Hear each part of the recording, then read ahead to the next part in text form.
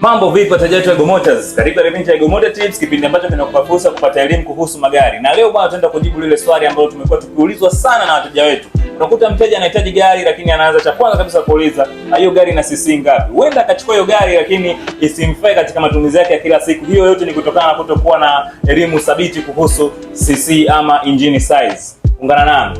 Engine size ama cc. Cc ni kifupi cha neno cubic centimeters, ambapo hiki ni kipimo kinachoonyesha ujazo wa cylinder za engine. Na kila wakati engine inapotumika, hewa na mafuta huingia kwenye cylinders na kuchomwa na kutoa nguvu.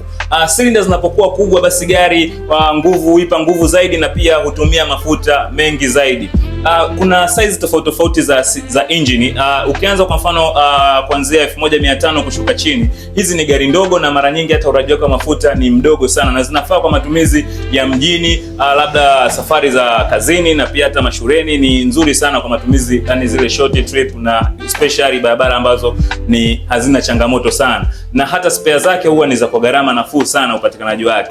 Lakini kuanzia gari cc 1500 mpaka 2000, hizi gari matumizi ya mafuta yake waga ni wastani, na gari zenyewe zinafaa sana kwa matumizi ya familia na hata kwa trip za mikoani na hata mizigo kubeba kwa wastani. Gari hizi hata matumizi yake ya mafuta huwa ni wastani, na hata spare zake gharama zake huwa ni za wastani. Lakini kuanzia cc 2000 mpaka 3000, gari hizi waga ni zina nguvu sana na matumizi ya mafuta huwa ni ya juu sana, na gari hizi zinafaa sana katika off-road na safari ndefu sana, especially za mikoani, mfano gari kama Toyota Prado na magari mengine makubwa.